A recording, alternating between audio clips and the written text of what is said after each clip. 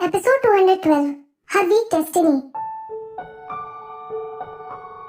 जब दादाजी विधि की तरफ देख रहे थे तब वो थोड़ा आगे बढ़ी और उसने भी दादाजी की तरफ देखा। उनकी आंखें बिल्कुल मोहित की तरह थी, लेकिन उनकी आंखों में नॉलेज के साथ साथ दुनिया की ज्यादा समझ और शांति भी दिखाई दे रही थी। उनकी आंखें दया से भरी हुई थी और वो एकदम शांत थे, लेकिन विधि उन्हें नहीं समझ पा रही थी। विधि को समझ में नहीं आ रहा था कि उसे इसके बारे में क्या सोचना चाहिए, लेकिन उसके दिमाग में ये ख्याल आ रहा था कि जब मोहित बूढ़ा हो जाएगा तो शायद वो ऐसा ही दिखेगा। दादाजी ने काफी देर तक उसे ध्यान से देखा और फिर कहा, क्योंकि आप यहाँ पर आ गई हो तो आपको कुछ दिनों के लिए मोहित के साथ जरूर रहना चाहिए। इस आइलैंड पर कई रेस्ट्रिक्टेड जोन्स भी हैं। ध्यान रखना कि गलती से भी आप उसकी तरफ ना चले जाओ। मोहित, तुम्हें एक अच्छा होस्ट बनकर हमारे मेहमान की बहुत अच्छी तरह से खातिरदारी करनी चाहिए। कहने के बाद वो अपनी चाय पीने लगे। मोहित को लगा जैसे उसका दिल डूबने लगा है। मेहमान, ये शब्द कितना फॉर्मल लग रहा था। बैम्बू गार्डन में हवा तेज थी और बांस के पत्ते सरसरा रहे थे। मोहित बहुत अनईजी फील कर रहा था, लेकिन फिर भी उसने मुस्कुराने की कोशिश करते हुए कहा, दादाजी, विदुषी खास तौर पर आपके लिए एक गिफ्ट लाई है। विदुषी, दादाजी को अपना गिफ्ट दिखाओ ना। विधि ने बहुत इज्जत के साथ उनको प्रणाम करते हुए कहा, प्रणाम दादाजी, और तुरंत वो गिफ्ट दादाजी के चेहरे के सामने रख दिया। दादाजी ने उसे तुरंत रोकने के लिए अपना हाथ उठाया। मिस शर्मा, ऐसे मत करो। मैं इसके लायक नहीं हूँ कि आप मुझे दादाजी कहो और मेरे पैर छुओ। उस गिफ्ट को टेबल पर रख दो। दादाजी ने अपने पास रखी टेबल की तरफ इशारा करते हुए कहा, भाटिया परिवार की तरफ से आपको नया साल मुबारक हो। आप अपनी इस ट्रिप को वेस्ट मत होने देना। विधि उनकी बात सुनकर दंग रह गई थी। भाटिया फैमिली में मोहित के दादाजी से मिलने आने से पहले भी उसने कई सारी पॉसिबिलिटीज के बारे में सोचा था, जिसमें एक ऐसी पॉसिबिलिटी भी थी कि वो उसे पसंद नहीं करेंगे, लेकिन उसने ऐसा तो कभी भी नहीं सोचा कि वो उसे इतने सीधे और साफ तरीके से रिजेक्ट कर देंगे। वो एक बुत की तरह वहीं खड़ी रही। उसे समझ नहीं आ रहा था कि वो कैसे रिएक्ट करे।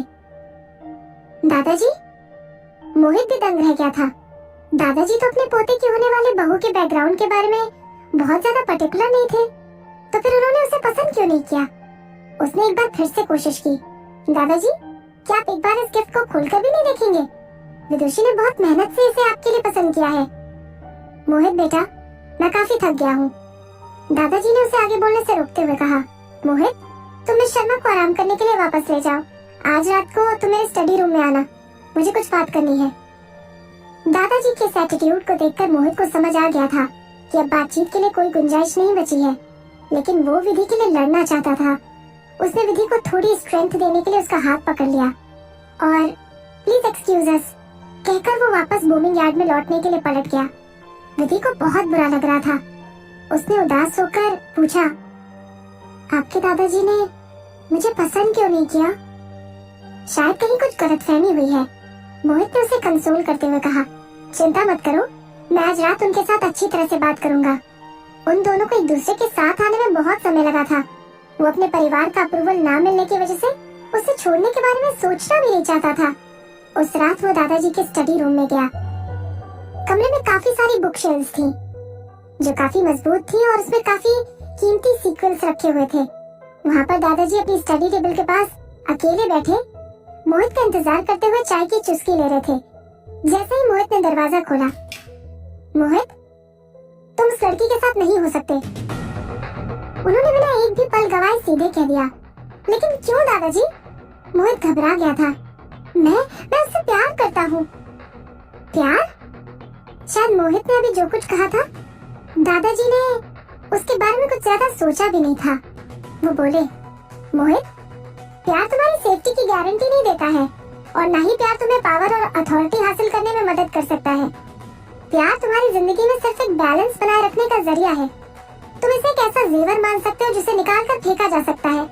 ये सिर्फ एक सजावटी सामान से ज्यादा कुछ नहीं है। अगर वो कोई ऑर्डिनरी लड़की होती तो फिर भी ठीक था, हमें उससे कोई फर्क नहीं पड़ता। फिर भले ही उसका बैकग्राउंड कितना भी मामूली होता, हम सब उसे सपोर्ट करते क्योंकि हमारे पास उसको सपोर्ट करने के लिए काफी कुछ है। लेकिन ये लड़की क्या? दादाजी, आप विदुषी के बारे में क्या कहना चाहते हैं? मोहित ने एंग्शियस होकर पूछा। वो काफी परेशान था। दादाजी ने अपनी चाय को ध्यान से देखा और उनके माथे पर बल पड़ गए। जो वहाँ की हल्की सी रोशनी के नीचे साफ दिखाई दे रहे थे। इस लड़की की किस्मत अच्छी नहीं है। She is a girl with weak destiny. उसका भाग्य काफी कमजोर है और आगे चलकर वो एक विधवा की जिंदगी जिएगी। मोहित, तुम्हें ये याद रखने की जरूरत है कि सेफ रहने के लिए हम जैसे लोग भगवान के आशीर्वाद पर ही डिपेंड करते हैं। जो किस्मत वाला होता है वो गोलियों के बीच में से भी बिना किसी हथियार के जिंदा निकल आता है, लेकिन कमजोर किस्मत वालों को तो एक भटकी हुई गोली भी जान से मार सकती है।